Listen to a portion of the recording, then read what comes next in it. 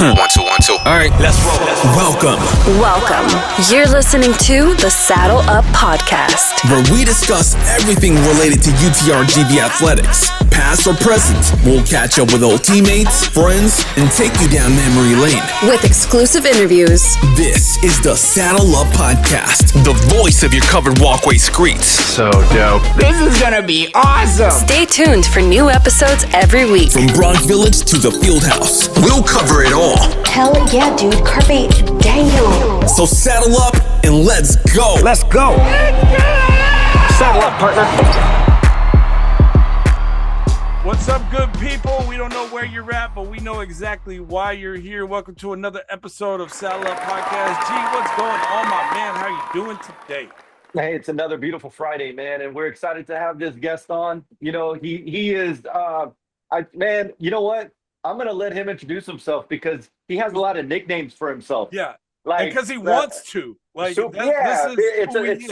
it's self-inflicted nicknames, superhero, whatever he wants to call himself. You know, Jordan after Jordan retired. Yeah. I mean, he's got a bunch of names, man, but we're so glad that he's on the show, man. I know he's a good friend of ours. And a former UTPA Bronx basketball player, none other but Eric Montalvo. What up?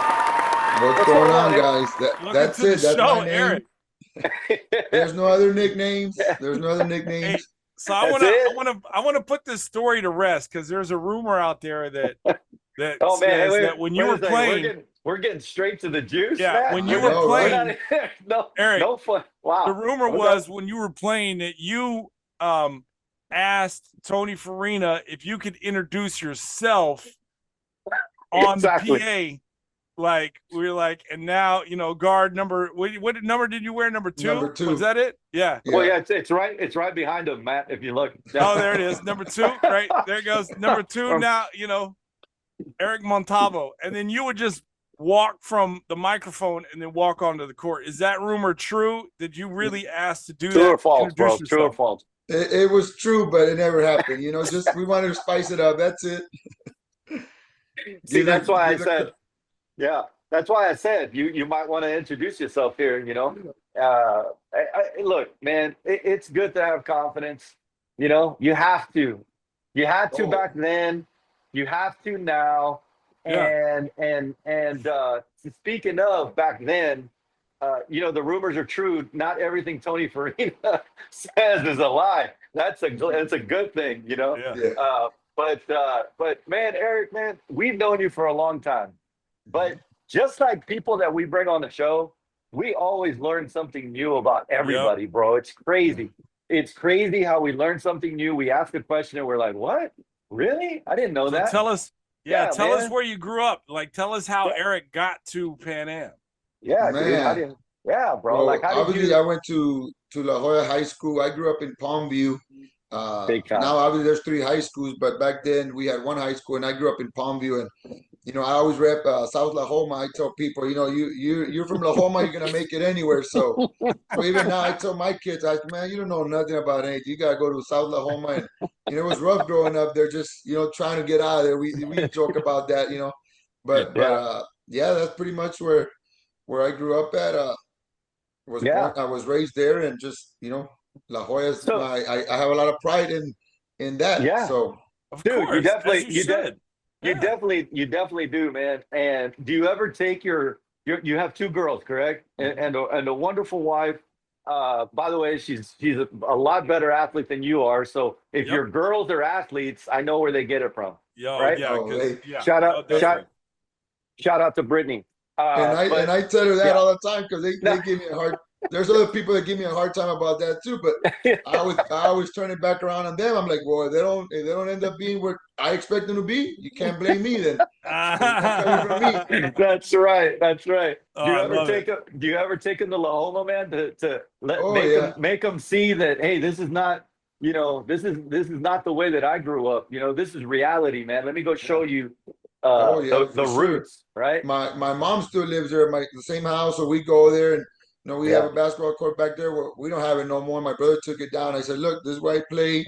This is where we grew up. Look around. You know, this is nothing compared to where you're at right now. Yeah. You guys are blessed. I mean, we were just talking about this the other day that my first real restaurant wasn't until I got to college. You know, Really? going to Cheddar's, going to what's it, game days here at Ribs. Where was that at? You guys know for game days. The Willie B's. No, not Willie B's. On 10th Street at the McDonald's. True story. Hey, true story. My first breakfast from McDonald's was in college. You know. Really? Oh wow, We didn't do any of that stuff growing up. Bro. Our meals were home cooked, and once in a while you had hot and ready or Burger King $1 menu Whoppers. That was it. Wow. That was it. So I tell them, you know, you're going to Cheesecake Factory, you're going to Olive Garden, weekly. I'm like, get out of here. You guys, man, you couldn't survive. I tell them I'm dropping you off at my mom's house and figure it out. No, Dad, no. Don't do that. Me and your mom need a break. I'm dropping you off at grandma's house. Figure it out. Oh yeah. You know, grandma will take them to Cheesecake Factory real not quick. This grandma. Grandma takes about 2 hours and that's it. So, my mom has a saying. She's got a saying says, "I took care of my kids already. I don't even be taking care of anybody else's kids." I love it. I love it. Man, so that's where did that? Okay, so you grow up. And you've got a younger brother. He played Division I basketball also. But so you're in high school. You're figuring like, hey, I'm one of the best players in the Valley. I'm probably the best player in La Jolla. Right? In La Jolla, right? And the only one. and the only one, right? But like, when did you have aspirations of, or when did the dream of playing college ball kind of set in, and then realizing that this could be a possibility that you could go on and play collegiately? Yeah. Well, it's just probably my sophomore year in high school. You know, that was a goal. I would, high school teachers started asking, "What are you gonna do?" Yeah. You know, me being me, I'm going to the NBA. I'm gonna go play college ball. So ever since then, you know, I've always been self-driven, and you tell me I can't do something, I'm gonna do it. And my senior year, my high school coach asked me like, do you want to go play? And I told him, well, yeah, that's the plan. So it really gets closer to senior year and close to the end of the season, and there's no offers, there's nothing. Now you start worrying, but you know, the type of confidence that I have, I'm like, it's gonna work out, it's still gonna happen. So really my sophomore year was when I really started thinking about it. And then my senior year, you know, got matured and started really doing more things to try to get to play to the next level. And how did it actually happen? Like, did an assistant coach reach out to you? Did you go to a camp and did they see you play? Like, or did the head coach come, you know, or did your head coach at high school it was Hoffman, help you? right? Yeah, it was Coach Hoffman. Well, there's different stories. Each coach has their own story. What's the story? What's the Eric's story? Yeah. We want the truth, man. Exclusive on satellite. My truth was I went with my high school coach. He took me to go meet Coach Hoffman, and we sat down and we talked. And but then there's other people that said that they, you know, they're the ones that made it happen. So, but I think my high school coach Garza took me, and we met Coach Hoffman and talked. And you know, at that time, you know, they had heard about me from other coaches as well. So you know, they were excited and they wanted to give me an opportunity. That's fantastic. Wow. Yeah, man. So go ahead, Matt. So now, you know, you walk on, I would not walk on, you walk onto campus. That's what I meant. Like, you walk onto campus, you're about to play collegiate Division I ball, you know, coming from La Jolla, right? La Jolla Road, right? So like, did you draw inspiration from guys that had done it before you? Like, the Chuy Guerras of the world, or the Gabe Valdez's, or the Lalo Rios's? Like, did you kind of have an idea of who these guys were? You know, like what kind of shoes you were stepping into, and so forth, or were you just like, I'm supremely confident and I don't care who these guys were? No, well, both. You know, both, because it was one of those things that, you know, my thing was if they were able to do it, then I should be able to do it too. But I knew Lalo. Yeah. You know, he was a little bit older than me, so I saw him there. He was on his way out, I believe, graduating. So Gabe and Chuy, they're a little bit older than me. So, but it was mostly, you know, I saw Lalo and I'm like, okay, well, if he can do it. And at that time, you know, they were playing in tournaments, and, you know, I played against him a couple of times, you know, coming out of high school. So it was one of those things like, yes, I had the confidence, but at the same time, I was able to see and be like, well, if other people can do it, I should be able to do it too. Yeah. And I think some of the guys that are playing now, man, from the Valley, they look at, those guys, they look at guys like you, that were actually able to play at the collegiate level, Division I, no matter what, if you were independent, no matter what conference, you're a Division I college athlete that grew up in the Valley and had a chance to play, right?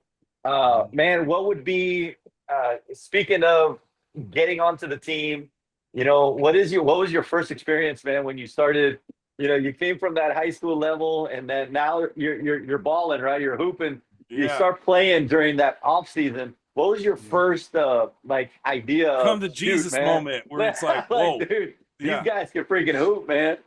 I mean, it was just the competitiveness of everyone competing at a high level. And it was not one person that was slow. It was not one person that was small. If you were small, you're quick as lightning. So it was just kind of like, okay, this is something different. And just kind of having to earn your respect for people to believe like, okay, this guy can play. Because, they'll look at you.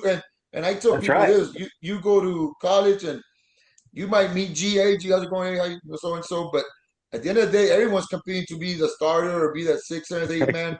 So like when you first start, it's a dog world. You're out there on your own. And if you're not ready to compete, and I tell people this all the time, if you're not mentally tough, I don't care how good you are, you're not going to make it at the next level. Plain and simple. No. Absolutely. You're exactly 100%. right, man. You're exactly right. And what's crazy is basketball players, a lot of them have the most fragile egos too, because they have to skirt that line of, I've got to be on all the time, but they get validation from being on the court, the roar of the crowds or the teammates, encouraging them. So, the athlete's ego, especially at that level, is very fragile, and so it's remarkable that that you had that coming in as a freshman. And we'd be ill-pressed to forget one of your teammates and give him a shout out, Juan Muniz, big Juan. Like, he went on to play collegiately from he was okay. He was okay. He was slow-footed, but he was a great smile. He was awesome. He went elsewhere. That's what I'm saying. Yeah, he went elsewhere. Yeah. He went elsewhere, But that team y'all had was really good. We forgive him. Yeah. We just had to give him a shout out too. No, Juan was instrumental too as well, because he was a year older than me. So when he graduated and went on to go play, that's another person like, okay, there's somebody else from La Joya that's able to do it. So I can do it, Yeah. So. Wow, man. You think that inspired your brother who was coming right on your heels? Like, do you think that inspired Adan? Yeah, for sure. Because, he saw it, he saw it firsthand. And, we grew up, competing. We grew up, playing basketball. He grew up playing basketball, football as well. So he knew he wanted to go play. He was one of the first, kids down here that started playing AAU when they were coming up. So like he had plans to go play at that next level. And I mean, he went and got that scholarship at Corpus Christi, Division I, II at the time. And that's right. They did well there too. So they went to the NCAA tournament. I remember. Yeah, I believe it was his sophomore year. Yeah. And they had Wisconsin on the ropes, and his story is coach decided to play safe the second half, and you know how that goes when you start playing a little safe, things start turning the other way. Yeah, I know. I do it with my co-host all the time, man. We've got to play it safe sometimes. So you got to play it safe, man. And he knows all about that, And his shoulders, he'll tell you all this stuff about his shoulders are hurting because he's carrying me and all that stuff. Don't worry about it, Eric. You know something about the naysayers and the negative talk and all that. You shut that out, man. Here's a question for you. You talk about Adan Montalvo, right? Adan's your little brother. Right now, if you all put on the shoes, man, and went to the gym. All right. Who's winning, dude? Play up to 7, bro. 2 and 1. Man, it's not even fair. He might not ever play basketball again after that. I'm winning for sure. I'm winning for sure. We're going to share this with him, right? We're going to share this podcast. I'm sending this to him. I'm sending the link when it airs. He knows it too. In a couple of years, when this airs, then I'll send him the link. Right? We gotta. I might lose because I'm gonna have to wait 45 minutes for him to warm up and get his calves going because he's got some calf issues. So at that point, I might get bored and be like, you know what? I don't even want to play no more. So I might just forfeit. And so I got a question though. Okay, so obviously, y'all brothers, y'all had, both of y'all married, like kids and everything, right? Y'all get together. Do you guys, is it still competitive? Like, do y'all's kids know that y'all, like, Uncle Adan and Uncle Eric are like super competitive and they still talk shit? Like, is it kind of, do they still know that that's how y'all's relationship is? Does it come up in a family gathering? Yeah, does it come up? Yeah, A couple of years we had Easter here, and even my other brother, we had potato sack grays, and we had people putting hammies, and we'll talk trash back and forth. Let's go out there right now on the court and play. And I play football. Let's play football. Let's do it. So they know, they see it, and that's one thing we've tried to instill on our little daughters. It was bad at one point when they were younger. They were competing for everything. I'm like, it got to a point where they wanted to see who would finish eating first. I'm like, bro, you need to stop. You know what I mean? Just enjoy your food. Unless I'm going to take you to grandma, Huela, because we call her Huela, you can eat beans and egg like we used to, and see if you're going to enjoy that. So just enjoy your little Olive Garden before you start taking that away from you. Taste it. Yeah, taste it. So you've got these great memories of, just the camaraderie and the family. What is what's one of your fondest memories being around your teammates? And, like, it could be on the court, it could be off the court, but what is something when you reflect on that time that that kind of comes to mind right off the bat? Man, I would say just traveling, just traveling all over the United States and being around your teammates, and through the good and through the bad, it's just kind of sticking together. So that's pretty much my biggest, memory that I can say back and look back, and I'm like, man, we're traveling, we're blessed. We're going all over the country. We're blessed. You got guys that you're around every single day, and you enjoy it. Except one day we came back from, it was during Christmas break. I think it was my second year, third year, and we had lost to, I think it was Sam Houston State, and we didn't play very well at all. So we're all thinking, okay, we're coming back home. It's Christmas break. We're gonna go and enjoy it. And Coach Hyman was pretty good about giving us Christmas Day off and things like that, right? So we come back, and man, I think we had like three days that whole break. I'm like, man, we should have. That was probably one of the worst things, man. We just laugh about it now because it's one of those things that you think to yourself, hey, we're gonna go back, have a little break, and there was no break. So, but yeah, man, we just traveled all over, and you can't beat that at all. Do you still keep in touch with any of your teammates? I mean, like G and I, we started a podcast, and we've got our little group of core guys or whatever, but we keep in touch with everybody as far as we try to, with a bunch of basketball alums, group chats, all that. Yeah, group chats, different eras. But I still talk to some guys. I talk to Matt, obviously, to Myrie, Kevin, a little bit here and there. Kevin just moved, so Chris Fagan also. I see him more around through the track. A couple years back, more through the track because his daughter was running. My daughter runs, so. But Serge and Ray's here, obviously. I just saw Dre not too long ago.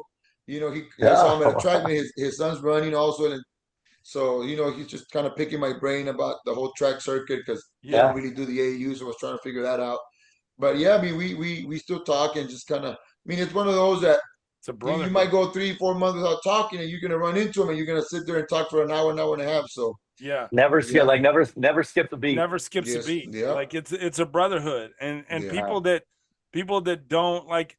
Kudos to being a regular student and and going and bettering yourself through a college education. I get that, and that's but there's no experience for college like being an athlete in college, right? Like the camaraderie that you said that's formed, the practices, the lines, the sprints, the travel, the planes, the hotel rooms, like the ass whoopings, the wins. Like a rock star, man. Huh? Living like a rock star. Hey, and it's funny you say that because I mean, my dad would be like, Dad, well, everywhere we go, like, or even my high school kids, like, Coach, who's that? Well, that's one. Well, who's that?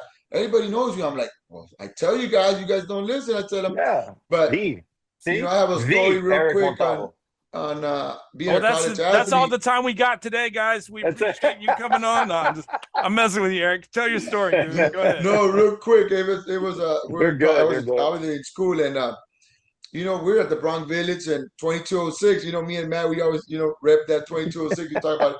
But we had some friends over and it was cold in there. And they're like, man, it's freezing in here. Like, you guys, how much you guys pay for your light bill? Like, what? Your light bill? I'm like, we don't know. They take care of that. We don't worry about that, It goes back to, just living like a rock star. And, you get pampered. I told my kids now, they're like, I don't stretch.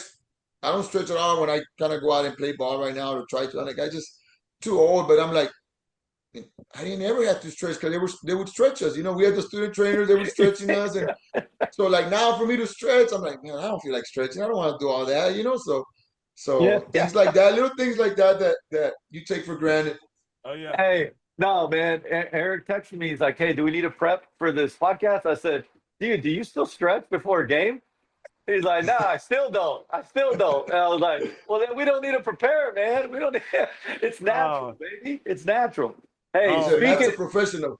Speaking of, we're professionals. Speaking of teammates, man. All right. What was and you mentioned a bunch of them, dude. I know Matt's your boy. All right. But if there's a last second shot, dude, in a game, all right. And what player that you played with, whether it's a 2 or a 3, man, you're gonna win that. You're gonna win it. You're down 1. And it can be a player that you played with in the summer with Cardenas.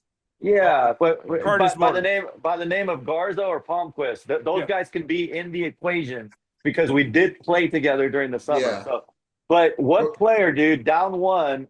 You got triple teamed, Derek? Because I know you're gonna say, "I'm gonna shoot a fadeaway, bro. I don't care. Yeah. It's gonna be I'm me." gonna shoot it. No, and I can't include myself, right? Yeah, you can't because you're triple team, bro. That would you're just triple be team. Are you passing it to Vicente? diabolical.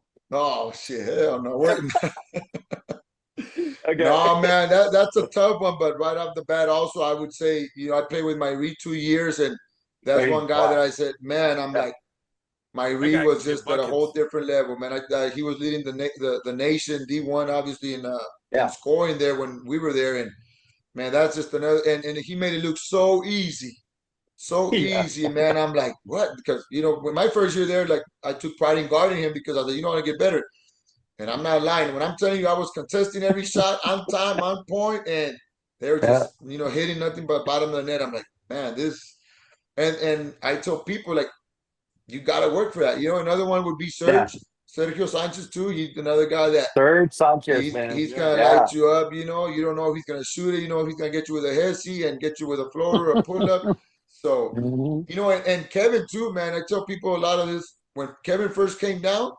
Yeah, he was coming down and pulling Steph Curry style, from 5 feet away from the 3-point line, and I'm like, are you serious? And just like at ease, and I'm like, so we talk about that all the time. That So I mean, but you get to that level, and you're there for a reason. You know what I mean? You're there for the reason, and that's why for me nowadays with my kids at the high school level, I'm big on being able to make wide open shots. You can make wide open shots, you're gonna win games. If you can't, I mean, it's gonna be tough. Fight. Yeah, it's gonna be tough. So you're hitting Myri no matter what. Yeah, that's the guy shooting the shot. Myri is. Hey, I would probably do the same thing. But you know what? I'm gonna hook up Matty Palmquist, dude. I'm gonna hook him up. I'm gonna hook him up with a little lob. Yeah, a little lob. But, I think Eric, what if he gets fouled? And is he gonna make free throws? Yeah, he's not, but I'll live with it. I'll live with that. I mean, come on. It'll be some. I think Eric, you've thrown me a couple lobs back in the day. I think it was a handful. I was surprised you passed it, but it probably went off my hand and it just went to you. But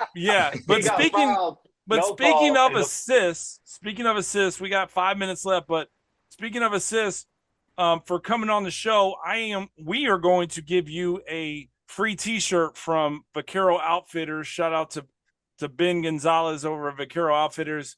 They're dressing all our guests right now and they're hooking them up with the free T-shirt. So just wanted to give you a shout out. Man. But, you get a T-shirt for being on the show, Eric.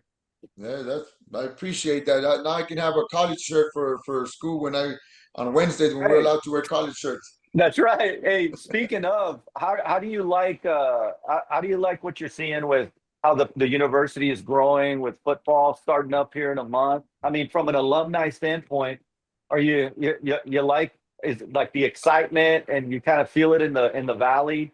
I mean, What's that like, man, for you as an alumni? I'm jealous, you know. Yeah, So that yeah, should tell you absolutely. everything. I mean, it's growing at a high rate. You know, the Yeah, opportunities they're getting. You know, like you mentioned, football is just gonna make everything so much better. I go down yeah, university now; it's starting to feel more like a college town, and I yeah. mean, to say the least, I'm jealous. You know, I'm jealous, and Hey, but it's great for them. speaking of jealous, you know that Matt is jealous because of NIL money that he should have gotten Oh back yeah, in the day. yeah. What do you Well, I think mean, I your don't What do blame you you, NIL, think man. your Eric? NIL would have been worth, Eric? What would be Your your junior, valuation? senior year. Man, I mean, it's hard to say because I don't keep up with that, but I'm gonna say 2 million. Ah, Yes, sir. Nah, you know, and you might. I did it because I loved it, and I get it. You know, I tell kids it's a job. You know, your school gets paid for it. Now, if you can get a little extra money, obviously that's great. But you start Yep. adding money, you just don't want to lose the passion for what you're doing oh it either. yeah. You know what I mean? I think Okay. Eric On would have point, done Eric. it for free Whataburger and McDonald's breakfast because he Hey, you know he hey, got tacos for some tacos. some tacos, some El Paco. Laredo Taco NIL, baby. Yeah. There you Laredo go. Taco. Okay. All right, Eric, we got some dang good questions for you, man, to wrap up the show. Sponsored by Wing Barn. Yep. Wing Barn, all over the Locations all over the valley, valley. locations all over the valley, man. They're awesome. They hook us up with some gift cards to give to our guests. So I'll hook you up with some gift cards, Eric, the next time I see you. But you got to answer these dang good questions. Are you ready? They're easy, man. Go ahead. All right. Okay, put your thinking brain on, dude. Your thinking cap. Put your thinking cap. All right. If you had Man, one, I'm nervous now. I know that's the key. No. Hey, hone in on your athletic. All the games, dude. You step into the free throw line, you're good. All right. Just focus in, narrow the focus. You're gonna hit this free throw. All right. If you had one song to listen to for the rest of your life, dude, what's that one song that you would have on repeat forever? I'm a Tupac guy, so I would say "To Live and Die in LA." Yeah, baby. Hey, put that in the Spotify Oh, soundtrack. it's already in there. Yeah, it's in there for sure. All right. Second question, Eric. What would be the title of a movie? All right. So you got to give us the title of the movie based on your career or your life. And once you give us that title, what actor would play you in that movie? It's a good one, man. It's a thought-provoking. Idol. I would say Against All Odds. Woo! Yeah, man. From Lahoma against all From odds. Lahoma, that's right. Okay. Okay, who would play you? Ooh. Oh, I gotta say, my personal opinion Adam would be Sandler? John Leguizamo. Come on, man. John Lego. I would say Ben Affleck. Oh, okay. Oh my god. You look just No, like him, you Eric. know, I You would look want my daughter to play me as the same story, but as a female, just to kind of, make sure she Oh, to give it understands a what new it takes. twist. Yeah. Yeah, Make sure that's she a little- understands what it took to get to that level. I see the creative freedom of I your like that. biography. That's cool. Yeah, I There you like go. that. All I right. like that, Eric. All Yeah, right, very cool. Very cool. Last dang good question, all right, from Wing Barn. If you could go back and relive one day in your life back in the past, it wouldn't change the course of history at all. All right. What would you do? What day would you go back to? And why? You get 24 hours in this day. In your life, dude, you could go back to a day and relive a 24-hour day. What day would you go back to, man? Obviously, I don't know the exact date, but it was our sports banquet at UTP at the time. I skipped on it my senior year because we went to go play in a tournament. Yeah. And I didn't know, and I guess now that I'm older, I know I was gonna get awarded the athlete of the year, and so I didn't show up, so I didn't go. So I regret that because I would have loved my mom to be there and have seen that. You know what I mean? So that's probably one of the biggest regret I have in my life. So you're gonna relive it.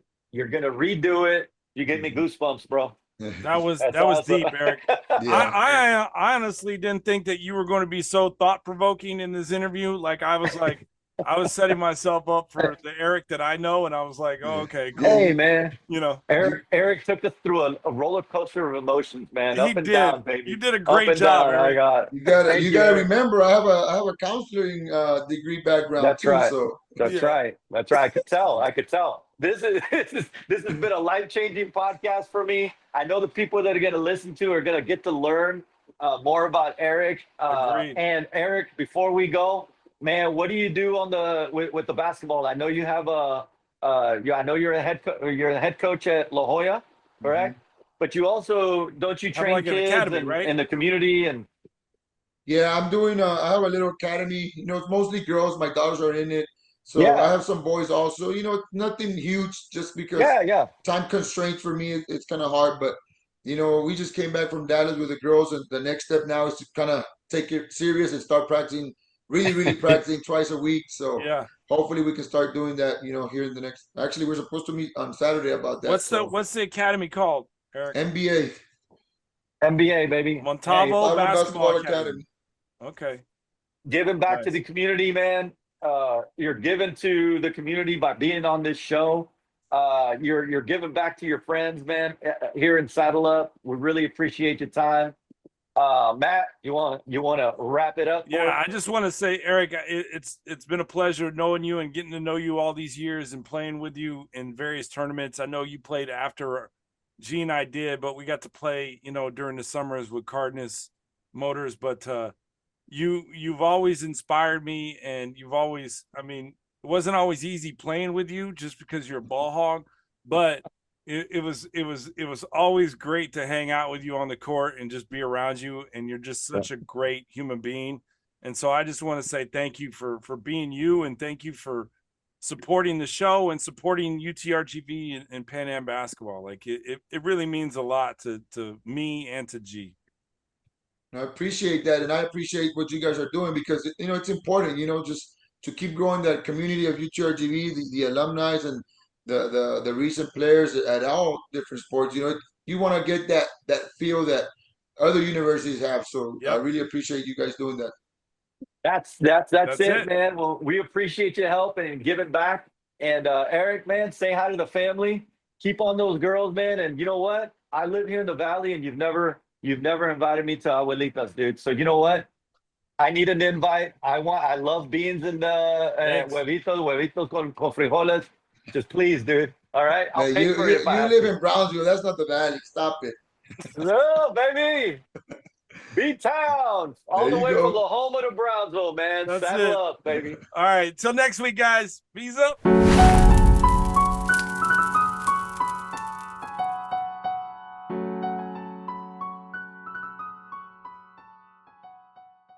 Like, we weren't supposed to come up with something this clean. You know, like, something happened